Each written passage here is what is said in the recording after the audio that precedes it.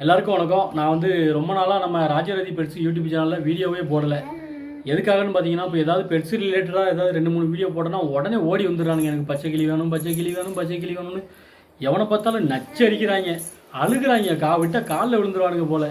யார்ட்டையாவது கடனுக்காவது வாங்கி கொடு, நான் காசு வேணும் அனுப்புறேன்னு கெஞ்சிறானுங்க. ஏன்னா என்கிட்ட இருந்து பச்சை கிளி வாங்கணுங்கிறதுல அவங்களுக்கு அவ்வளோ ஆசை.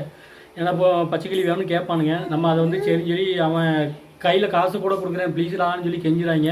நம்ம எதாவது பண்ணோன்னா நம்மளை எதாவது பண்ணி அவன் அது மூலமாக 10,000 20,000 சம்பாதிக்கலாம், நம்மளை ஏமாற்றி பண்ணலாம் அப்படிங்கிற ஒரு ஐடியானால நம்மளை வந்து ஸ்கெட்சு போட்டுருக்காங்க ரொம்ப நாளாக.